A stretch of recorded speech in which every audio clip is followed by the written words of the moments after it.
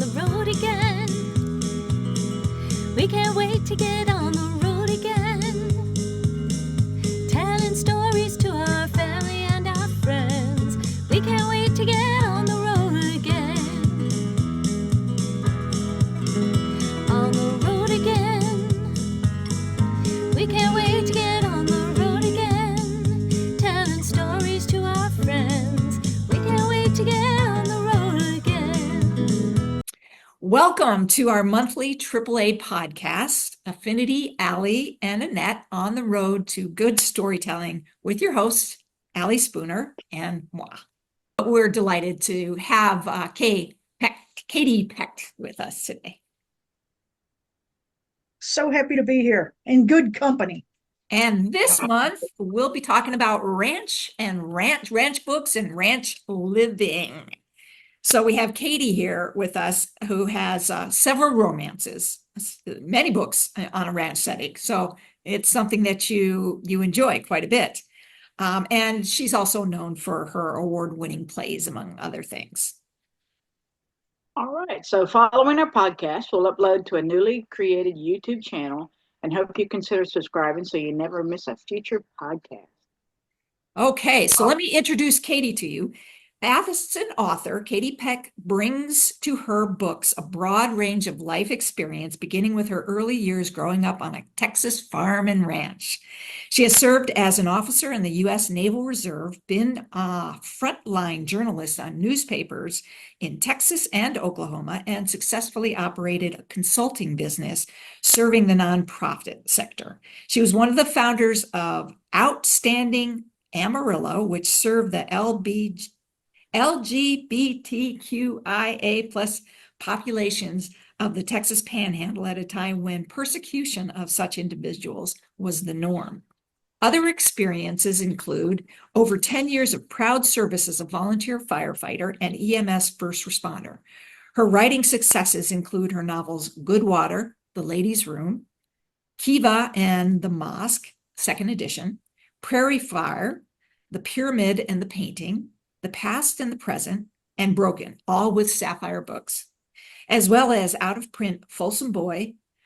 Peck has published one biography, Friend of the Hills, the story of Truman Tucker, and hundreds of articles, short stories, and poems, including serving as inaugural poet laureate for the city of Las Vegas. Both Good Water and Kiva and the Mosque were finalists in the New Mexico Arizona Book Awards, and she has had two winning plays, The Phone Call and Give a Shit Repair Shop, in the Rocky Mountain Voices competition. Her latest play, Sheltered Women, took top honors at the New Mexico AACT Fest and received a special award for excellence in playwriting at the 5-state region VIAACT Fest. Peck is also an actress and director. She is currently executive director of Nat Gold Players in Las Vegas, New Mexico. So, that was a mouthful. That's a lot of letters you had there. I'm impressed. You did good. Without further ado, Katie, if you're ready, take it away. I am ready and eager. I believe today that you have invited me to read from Broken, which is my latest novel. And it is just a brief background on it. It's about a naval officer, career naval officer, injured by an IED in Iraq, and she comes home to the family ranch after she's lost everything.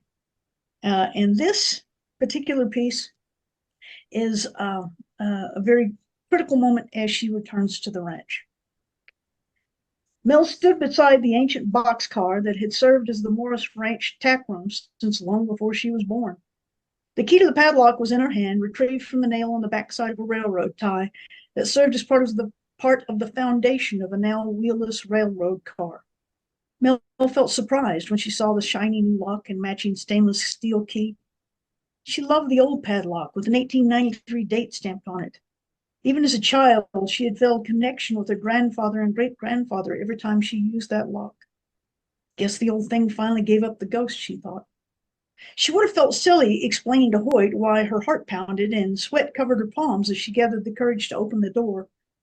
It was such a small thing in the maelstrom of her current life, but she didn't know if her heart could handle one more grief.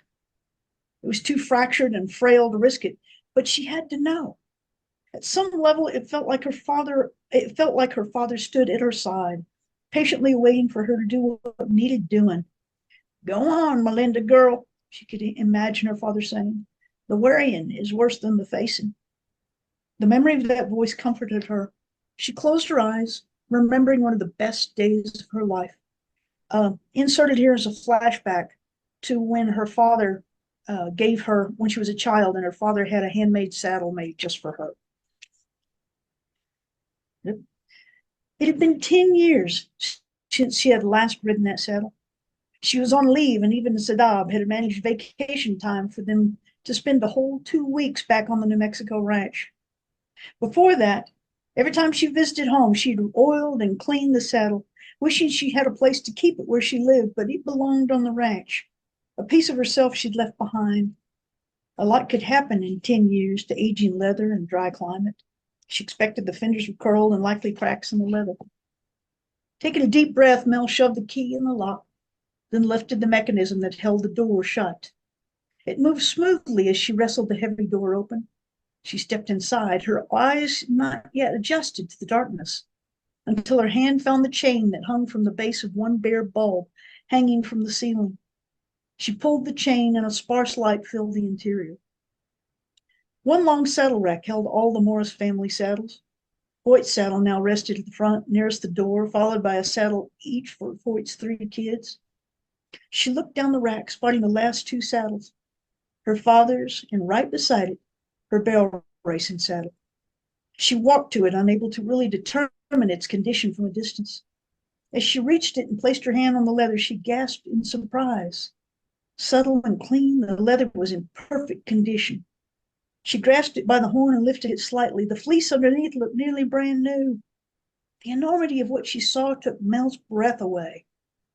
She realized that no matter where she went, no matter how far she sailed, her family never forgot her, never stopped loving her. Wordlessly, that love was now apparent in a saddle, a gift from a father long dead. Mel caressed the leather. She leaned close and inhaled deeply. Neat's foot oil, she thought. No wonder no mice had touched it. Nothing better than neat's foot oil to soften, preserve, and protect. The fear of what she'd find had turned to joy. Mel sighed deeply, then walked to turn out the light, step outside, and close the door. Replacing the padlock and key as she did so. Once outside, she pulled the cell phone from her back pocket. Looking at the screen, she wandered around the yard until she finally found a sweet spot with 3 bars of signal. She dialed the number from her address list. Hey, Hoyt, she said as the call was answered. Thanks for taking care of my saddle. Aren't much. Dad did it until he died. When he cleaned his saddle, he just did yours too. After he went, Sammy and I, we just kept up the practice. Speaking of Sammy, Mel said, referring to her youngest nephew, do you think he'd mind if I started riding Old Blue? Not at all. You seen that bald-faced sorrel he trained from the colt? Old Blue could use the exercise. Sammy don't ride him no more. Mel smiled, remembering helping saddle train Old Blue as a colt when she was on leave after officer candidate school. The blue roan had made full circle in the life of the ranch horse, from colt to seasoned cow horse to old gentle for kids and experienced riders, and now the family cripple, she thought. She had her saddle and a horse. I've really come home, she thought. All right. That's it. Mm-hmm. Very good. Very Yeah. good.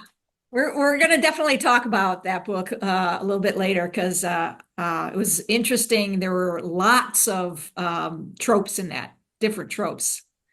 Yep. Different angles So, for sure. yeah. Uh-huh. So, Allie, you ready to read from Sullivan's Trace, your latest book? All right. Absolutely. As Annette said, this is from Sullivan's Trace. It just came out October 1st. Much like Kayt's character, Mel, Micah Sullivan has returned to the family horse ranch to take over from her father, who has now passed away. So she is basically in charge of keeping the family business of raising champion quarter horse cutting horses going. So we'll pick up a couple of chapters in, Sully woke to the first rays of sunlight peeking through her window. She dressed and went to the kitchen to fix a light breakfast before walking to the barn where her four-wheeler sat waiting. Sully picked up a small bag of dry dog food, dropped it into the passenger seat, and climbed behind the wheel. She pulled out of the barn and drove past the corral down a path leading to a back pasture where the mares and young foals were kept. Sully turned off the trail into a wooded section of land and followed the track for several minutes before it opened into a clearing. She pulled the vehicle next to an ancient oak stump, took out the bag of dog food, and dumped it into a small metal tub. She stepped back to the ATV, drove forward a few hundred feet, and parked beneath a tree to wait. As anticipated, her wait was not long. Sully propped her feet on the dash as she listened for the slight sound of tiny feet on the dry sticks of the forest floor.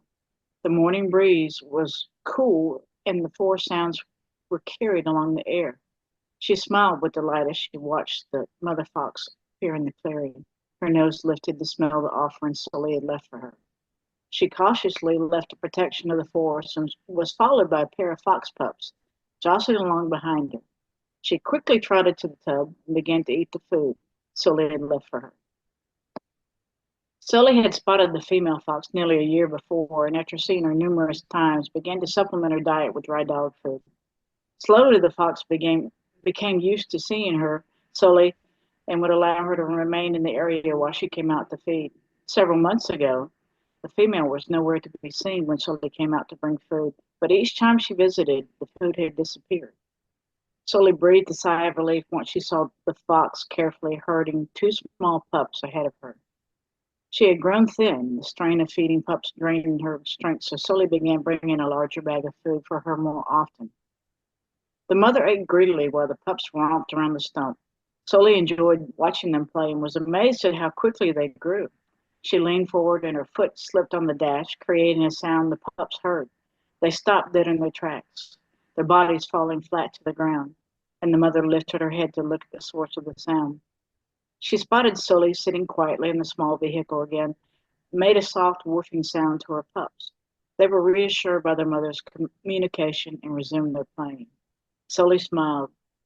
The mother fox had made her day by giving her the sign that she trusted her caretaker enough not to send her pups scrambling for safety. Sully watched the fox eat her fill and lift her head to look directly at her, and for a moment she locked gazes with the animal, who appeared to smile at Sully. With another quick bark to her pups, the fox spun on her hind legs and trotted back into the woods. She stuffed the sack into a pocket in the dash and turned the key to start the engine. Sully drove down the small trail and continued to the foal pasture. She pulled into the middle of the field and parked as a herd of golden animals approached. 24 mares with foals of varying ages circled the vehicle, and Sully admired the beautiful animals that surrounded her. The sun playing on the golden coats brightened the morning as Sully reached into her pocket and withdrew a knife. She walked to the rear of the vehicle, cut open a bag of apples, and began slicing the ripened fruit to indulge the young horses with a sweet treat. The foals surrounded her as she crowded in close for sampling of the gifts she had to offer. Sully found great joy in working with the animals from birth to mold their temperament and bond them to the human touch.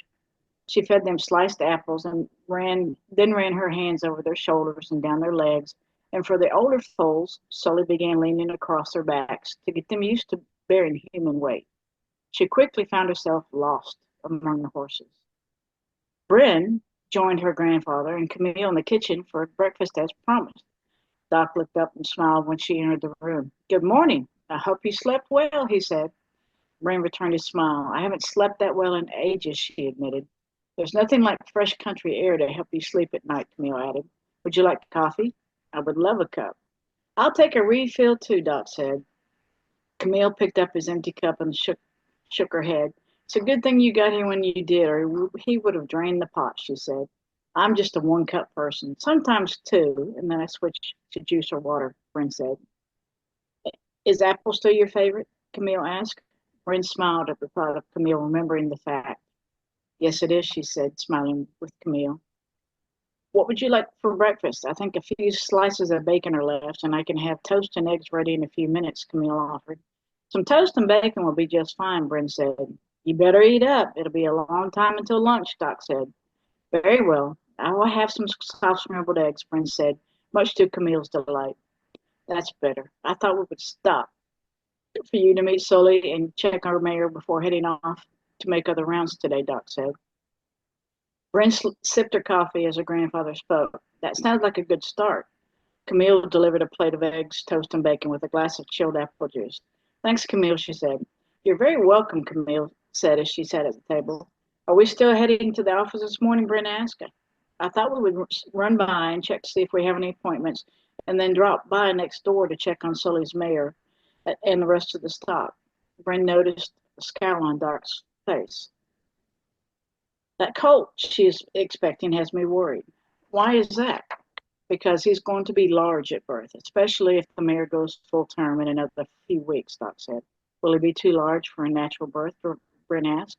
That's not what I'm sure of. The mare's from good breeding stock, and this will be her third foal, but I still can't help but worry.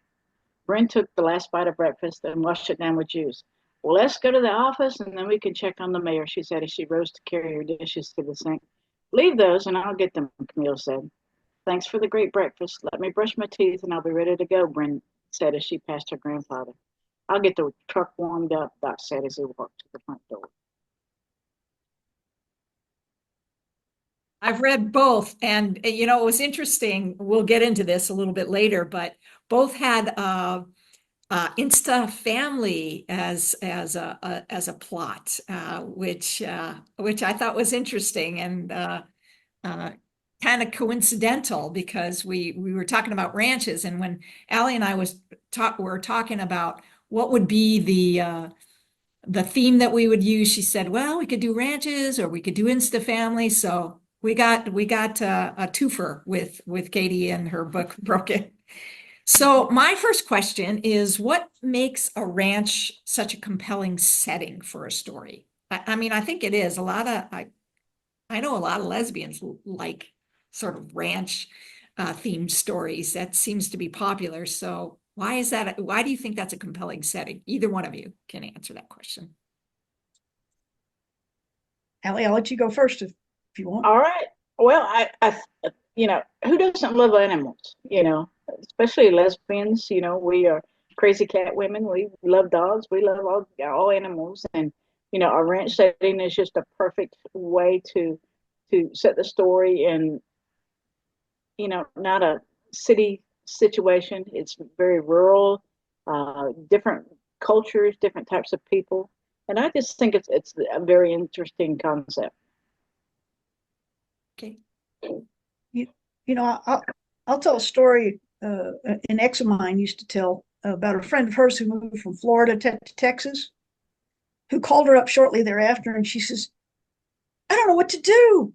All the women here look gay. So I think part of the appeal is that ranch life requires strong people. Yes. Especially strong women. And I think it's really, really easy to be able to feel a camaraderie with that. And also, I think ranching, my God, that's an adventurous life just by nature. So it makes it easy to set. It's an easy setting to set a plot against. That makes sense. Yeah, I can always envision, because I'm guessing ranching it's not really an occupation that many women gravitate to, right? Well, they do, but they tend to do it within families. Within families, rather than something. Okay. All right. Within families, yeah. So either of you, go ahead. I was just going to say that's been my observation. How about you, Allie? Absolutely, yeah. There's more out there than you would expect. Really? Yeah. Yeah. So then I'm guessing that you guys have potentially personal experiences that you could tap into to write about based on these plots. Yeah. In my case, when I was growing up in Central Florida, my family had a side business called Crescent A Land and Cattle Company. And we managed cattle herds for different owners, and we also managed orange groves. And I think I was joking with you when we were out in California that I learned how to ride a horse before I could ride a bicycle.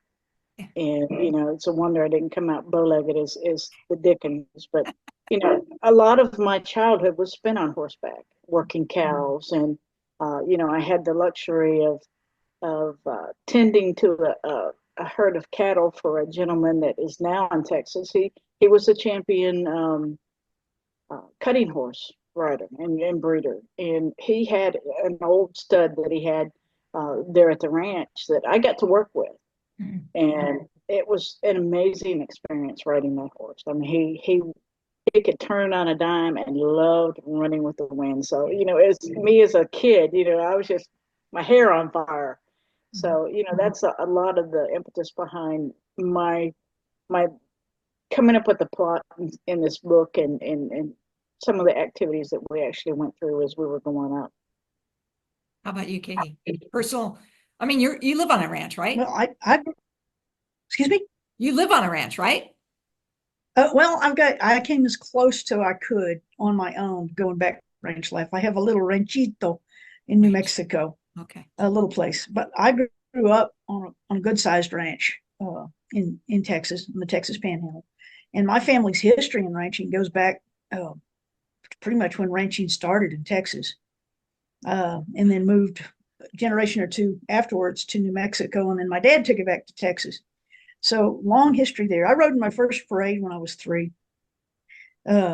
Used to show horses. By the time I was 11, I would work with my brother. He'd green break horses, and then I'd take over finishing the training on some of them. And I don't think there's anything in the world that'll teach you lessons about life like cattle and horses. Used to ride. Are you familiar with the concept of neighboring? I am familiar with the concept of neighboring. I mean, I have to tell you, well, interesting enough, funny story.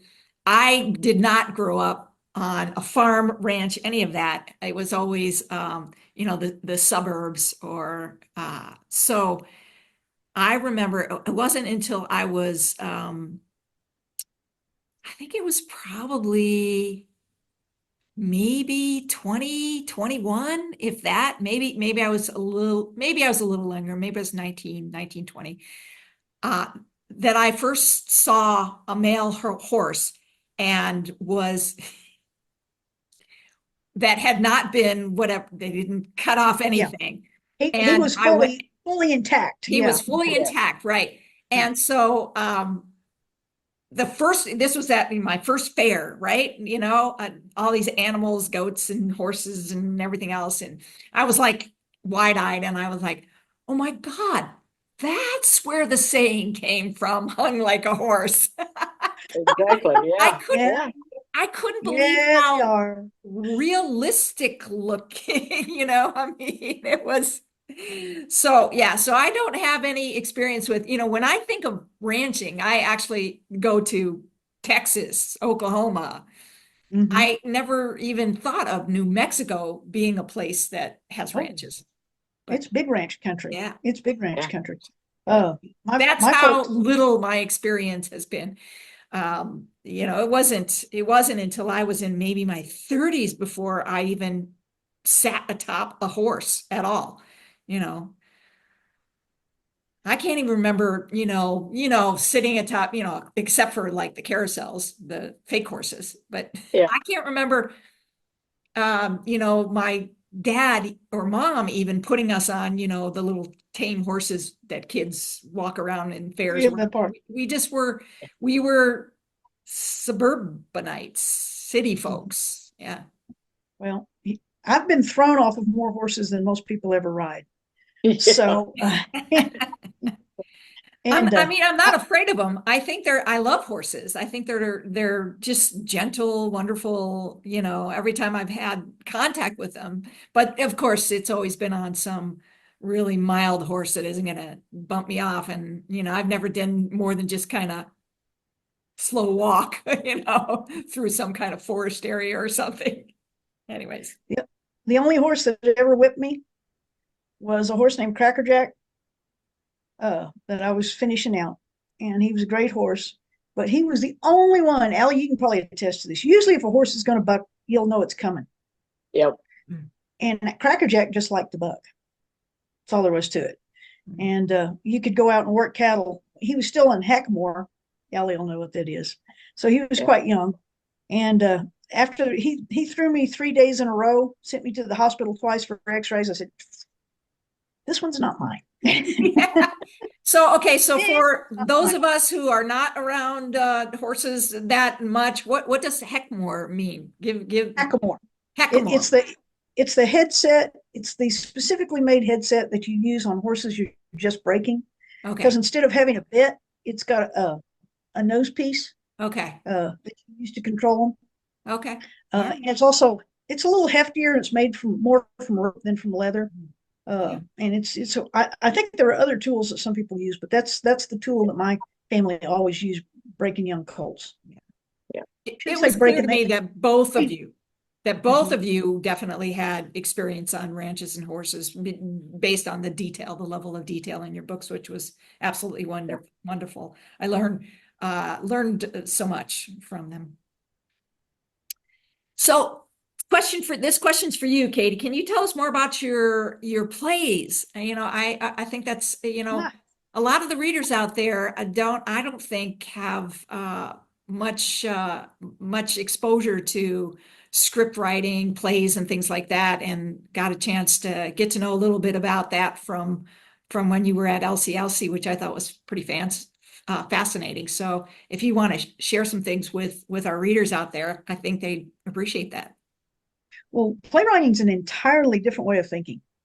Yeah. I mean, you have to be able, as I explained at LCLC, you're not writing solo when you write a play. Yeah. You have to realize you're going to be part of a team, that it's going to be the director, the actors, the producer, and you're creating the framework that they need to be able to build the final product. Mm-hmm. And you have to be able to let your writing go, because a lot of times that final product doesn't look exactly the way you envisioned.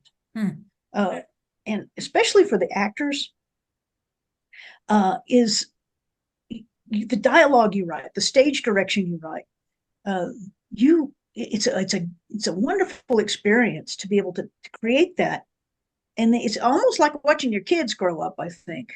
Is you turn it over, and then especially the actors, the directors and the producers have influence, especially on the set and overall. But it's the actors who provide real meat and bones to bring what it to you life. create.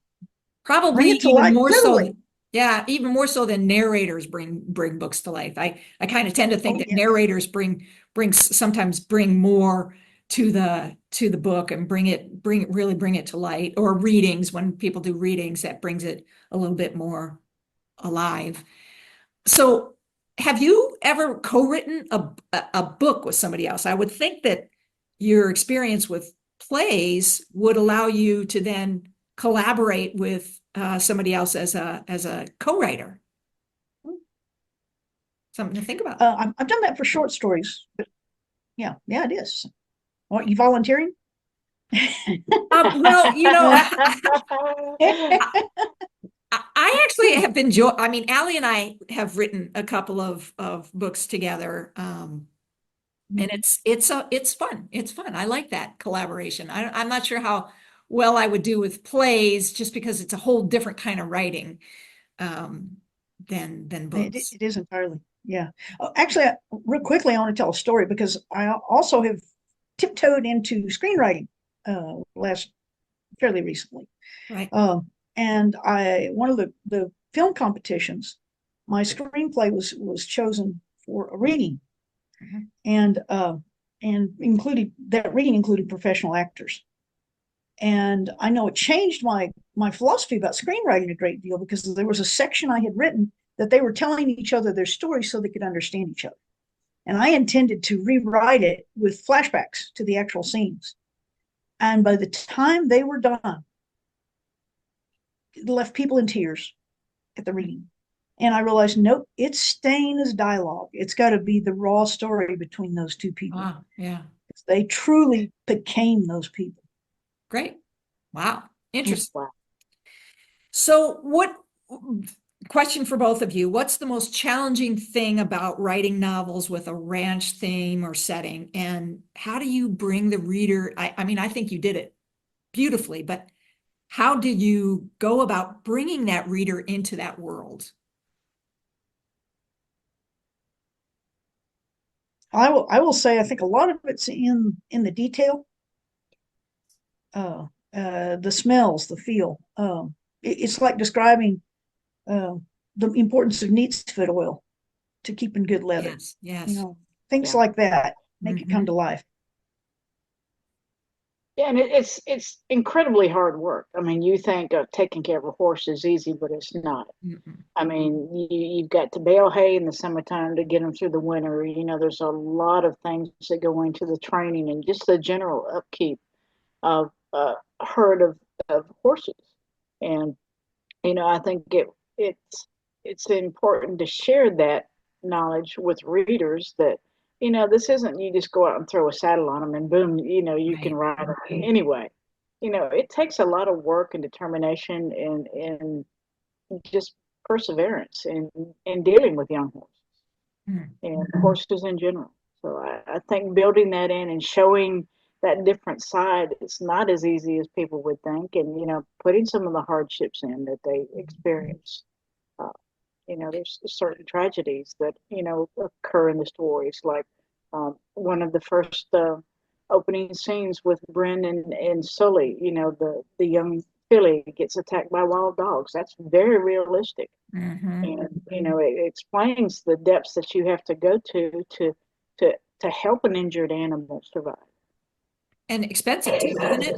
Yeah, yeah. Yeah, my neighbors, when we lived in Cleellum, all of our neighbors, we were the only ones without horses. The rest of them had horses, and yeah, the vet bills, and yeah, and the brushing down after riding every single, it's a lot of, yeah, it was a lot of work.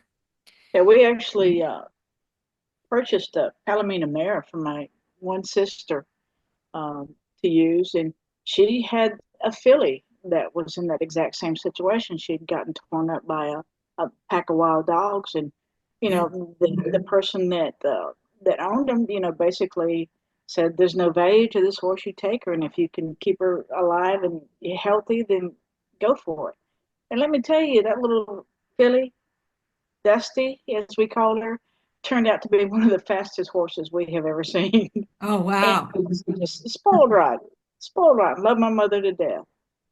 But you know, it took you know special treatments and going and taking care of medications every 3 to 4 hours, you know, Yeah. to help that little one survive. Wow. But it was very much worth it in the end. Good. So, Broken has, I think I counted maybe at least three different favorite tropes. Um, you want to share what you want to, and so I thought it was interesting. I'm like, wow, she's got all these different tropes. Was that by design, or was that it just sort of happened? And also, I'm interested in which tropes you think Sullivan's Trace falls into. Maybe Katie, if you start with yours, because I was just amazed. Oh, there's another favorite trope. Oh, there's another favorite trope. Well, a lot of it, frankly, is drawing on life experience, and also I wanted to write something that dealt with PTSD. Yeah, that was one Uh, that I caught. that that was because a lot of people don't understand what it is. Right. A lot of people don't understand that it's not something you really control. Mhm. And to deal with it, you have to climb into it. Mhm. Mhm. And I also wanted to let it be known. Everybody thinks of PTSD in veterans, which is true. That's a traumatic experience. But I created the two lead characters so that it there was a mix. There was a representation that trauma just of life, of unexpected events in childhood, and that sort of thing Yeah. can be just as powerful. Uh, so I wanted to write something about that, and I had partially because as a veteran, some of the stories Sure. that I know, some of the things I experienced. I Right. wanted to write about that. Always loved writing around ranching. And tell you the truth, I'm having a little trouble thinking what you thought the third trope was. Oh, actually, there's a couple more. Second Chance. It was a second Okay. chance romance. Oh yeah. That's right. Yeah. And that was fun to write. Yeah. Also, what else? There was uh Ranch, Second Chance. There was the PT. There's I guess related to the PTSD, there was the sort of Oh, the one broken, related. one, and sort of the healing that, the whole, a wounded kind of person. So I guess that's same thing related to. And then the last one that I thought was the sort of the Insta family that Oh comes yeah. out in the end. Yeah. I can tell this without giving away the plot. One of my favorite scenes to write is when her childhood friend, who was her first, Mhm. comes back, and she's sitting. She and her brother out working on the ranch, and they see her go by, and and and and he's asking about her. What happened, because they became enemies Right. as teenagers. Yeah. And she says, "Well, she was my first." And he goes, "First what?" And she says, "First." And he goes, "Oh, that's why she wouldn't go with me to the prom." So, Yeah.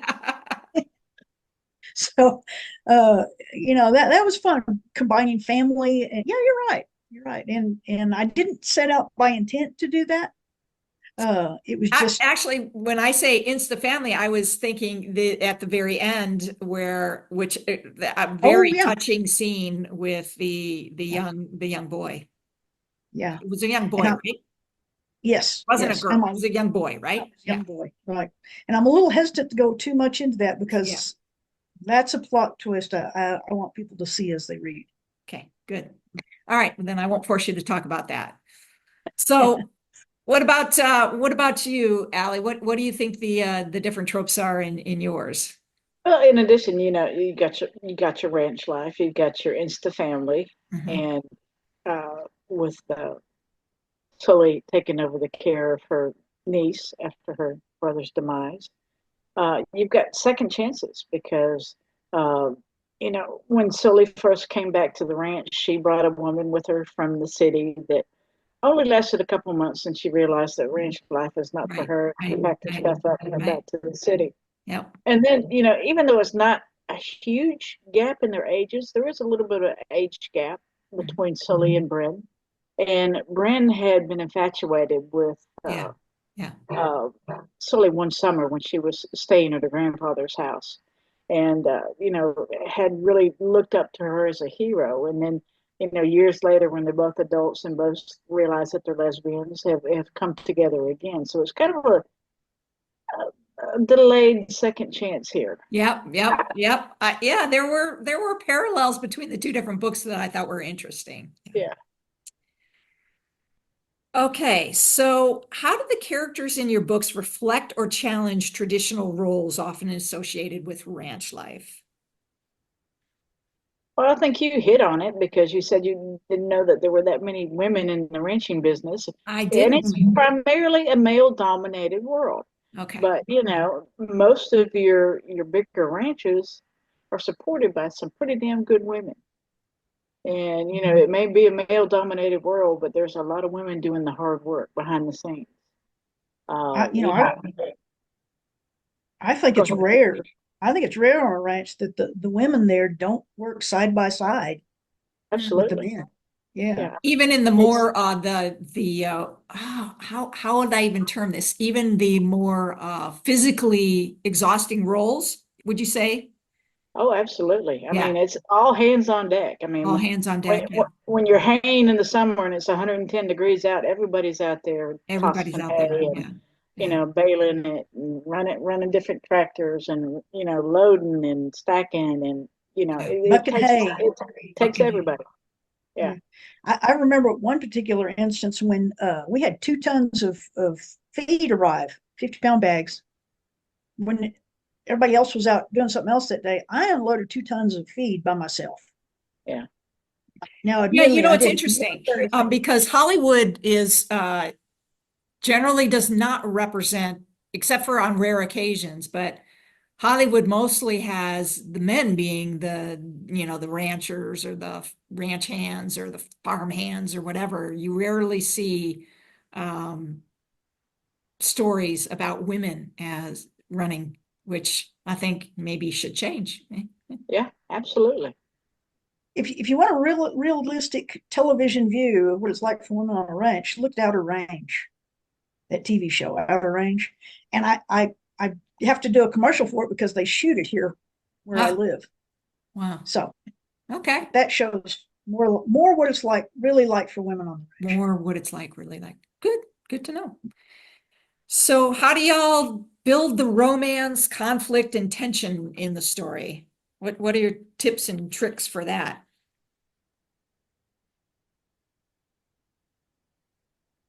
Well, that's a good question.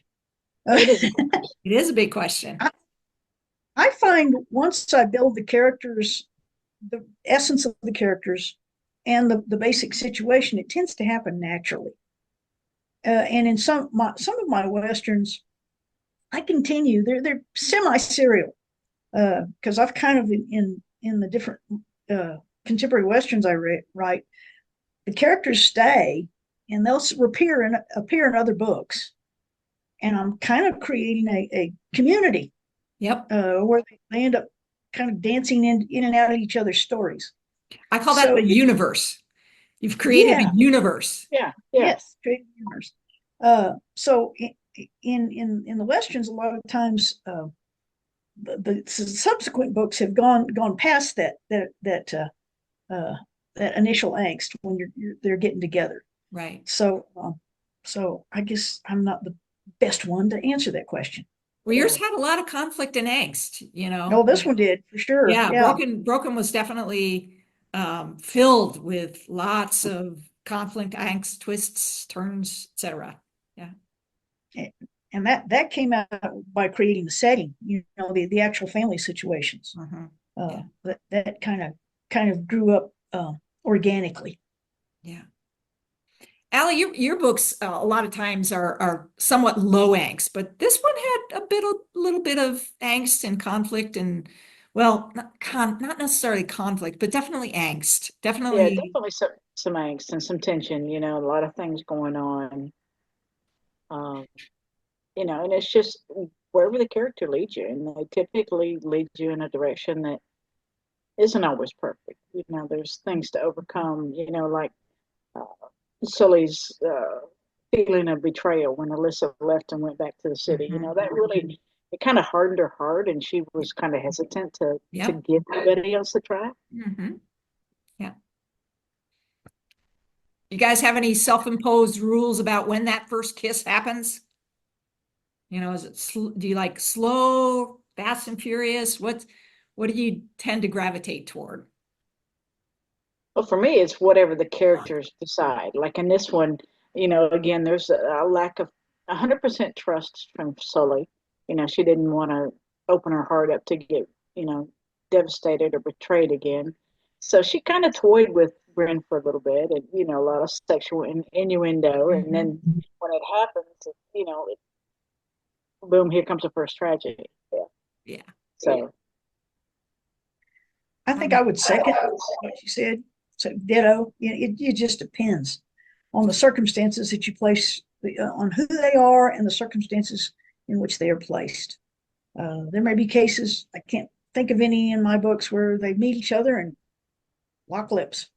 But most of the time, it takes a little while until they get to know each other.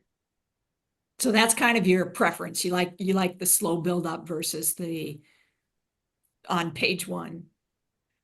yeah, Yeah, I think so. Yeah, good. let them work for it a little bit. Yeah, yeah. I mean, sometimes I do that, sometimes I don't. Just depends. You're right. I think it depends on the characters and the setting. Yep. Mhm. What kind of conflicts and talking about conflicts and complications, what kind of conflicts and complications are your favorite to write about? Or what's your least favorite to write about? That's an even more interesting question. I try not to be super angsty. I think there's enough angst in my books to keep the plot rolling. Uh-huh. But, it's just my opinion that we got enough angst going on in our reality that I don't want to overload a reader, because I want them to have some sense of an escape. So I try to keep it low, but have enough angst and conflict in a story that keeps them engaged. I think a lot of angst, both in real life and perhaps in my fiction, starts out internal. The believing that just finding somebody that you're incredibly smitten with, but believing that they would be interested in you, sort of a thing. I think So that sort of not confident, Yeah. yeah. lack of confidence. Mhm. Yeah. I sometimes, although I use it sometimes, I sometimes struggle with the miscommunication, but it's one that everybody, some people say they hate it, but it's a popular one. The whole It is. miscommunication is a pretty popular one. Yeah. Mhm. Okay, Katie, why was it essential to use this length of time before they had their happily ever after?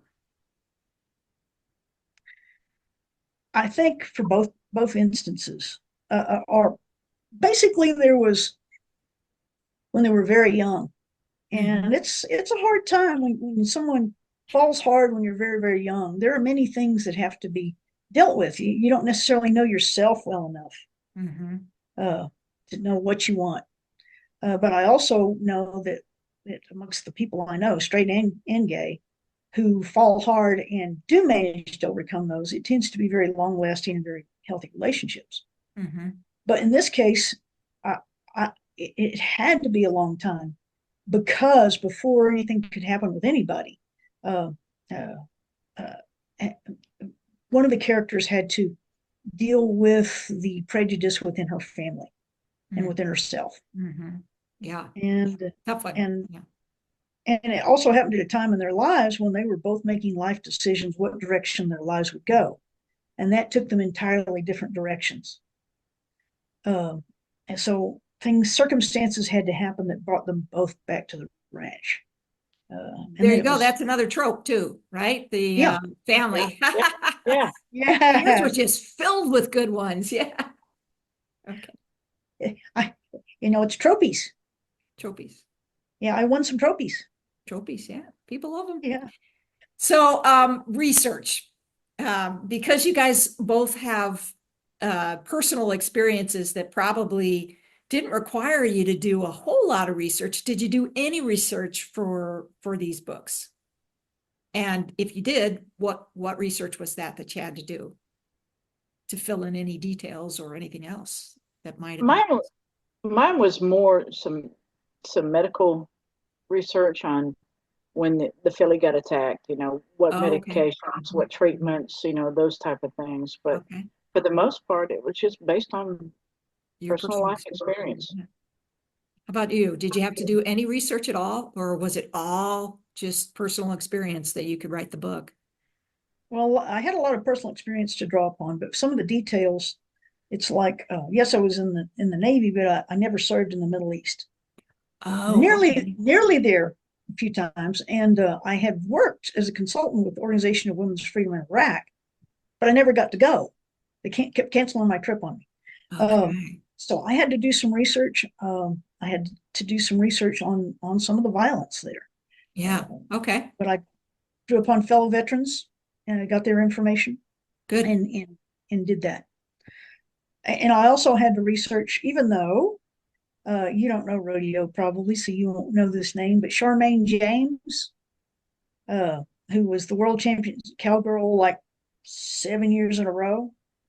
Well, she was from a neighboring ranch. And also I was real good friends with her great uncle. So I drew up on that somewhat, which would probably be a surprise to Charmaine. But Okay. Well, it but would be a good surprise or a bad surprise. I'm not sure. But I had to do some research about what it would be like to be. One of the characters was a world champion cowboy. Okay. And that's a Yeah. different world. I had to do a little research there. I bet it is a different world. Yeah. Okay. All right. So what's next for you guys? What are you working on right now that people can expect to hear about the upcoming months, maybe next year, wherever? Allie, I'll Okay, you let want you. to go first? Well, mine's a little complicated. Uh, I'm working on turning my screenplay, Choke Cherry Jelly, into a novel because production company asked me to try to do it as a novel first. okay. That's going to take a lot of time because I'm smack dab in disaster recovery from the Hermit's Peak Calf Canyon fire, Oh, and yeah. am writing a series of editorials related to that, which takes huge amounts of time. Got it. So it'll be a little while before I get Choke Cherry Jelly to print, Okay. I think. But another book is coming out then, is what you're Oh, saying. yes. Okay, Yes. good, good. Allie, you're so prolific. I know that you got tons of stuff that you want to tell us Well, about. you and I have a Christmas novella Oh, coming yes, out that's right. December 1st, if not sooner. Yeah. Humbug, the ultimate lesbian Christmas Carol story, was something that we collaborated on, and I think it's a cute little story. It's a cute little Uh, story, yeah. I've got two books already on the schedule for 25. One that's just a really good feel good story about called Fairy Tale Farms, about a vet and a retiring school teacher that basically opened up a place for all the unwanted animals in the local shelters and the people that are the animals that can't get adopted because they're too old or they've got some handicap or and it's a real good feel good story. It definitely is. A lot of good twist in that one to really bring in the community aspect of it. Yeah. Then I've got Heartbreak Hell, which is it's going to be a WNBA story. So that is on the horizon. I've got some work to do yet on a follow up to the Blank White Page with the Alaskan story. Yeah. And unfortunately, the last 2 nights, my muse has been horrific in my sleep and is tossed out a new idea out there. So I've been getting up at 2 or 3 o'clock in the morning writing down notes before I forget about it. So New idea. What's the new idea? um, you know, based in Florida and the history that we've had this year with the hurricanes, Mm. I'm thinking about writing a book called Category 6, which is a brand new category of hurricanes and the devastations. And, you know, Helene was a real eye opener to the nation. They fully understand not only what the Florida impact is, but also the impact of the entire Southeast with Wow. the flooding in Georgia and Tennessee and the horrific rains and mudslides and total devastation in North Carolina. So I'm going to take that and build even more of a apocalyptic uh, atmosphere into the book. Oh, that sounds great. I love being I'm your only beta reader, right? Yeah, Yeah, yeah, so yeah. I get to read all their stuff before it gets published, which is great. Yeah, I'm thinking of bringing Cam and Sandy in from Gator Girls as Oh, Cajun, good. I Cajun love Cam. navvies, and maybe toss in a couple other characters that have been in some other books that would fit the scenes. Good. I love Cam and Sandy. Well, I said I think Sandy needs her own story. Oh yeah, yeah. Yeah. And you didn't quite really give it to her. You sort of did. You No, didn't quite no, give it to her. Yeah. So, I still owe okay. her one. So last question. Now we're pantsters. What are you, Katie? Are you a pantster or a plotter? I am a hybrid.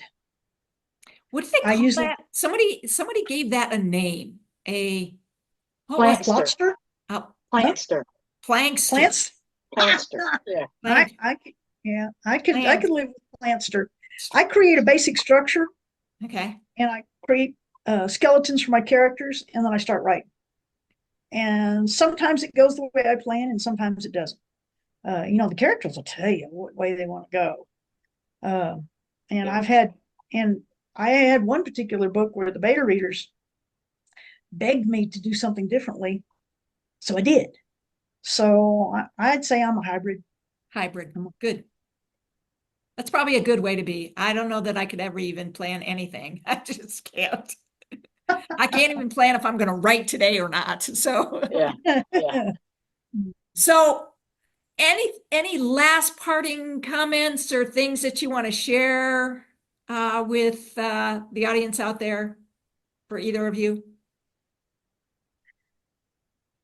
As far as a giveaway, if people want to make a comment and say that they're interested in an ebook copy of Sullivan's Trace or any of my other books, I'll certainly put up a couple of copies. Thank you, Emily. Katie, anything else you want to share with us? I want to thank you for this opportunity. Oh, it's been great. It's been great having you. And Absolutely. we absolutely love bringing on different authors, and they can buy your books. Amazon, Sapphire has Right. a website where they can buy direct from Sapphire, correct? Yes. I'm guessing can they buy your books through Bella as well? Yes, but that's an arrangement. Sapphire does that arrangement, so I don't know the Okay. details of it. All right. All right. They also, I noticed that Walmart has some of my books listed on their website.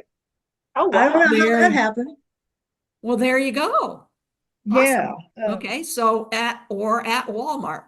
Great. Yeah. Well, I think you have to order them. I keep bugging them to stock them here, but they won't do it. So, but it's available online. Yeah. Available online. Perfect. Wonderful. Awesome. Okay. Well, thank you all. And Thank you. thank you, readers. Thank you, audience. And I will second that.